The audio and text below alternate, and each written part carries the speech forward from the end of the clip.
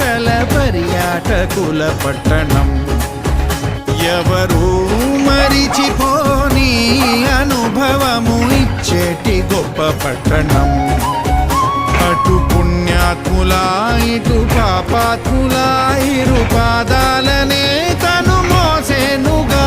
శుభకార్యాలకి చిరునామా అని ప్రతిరోజు తన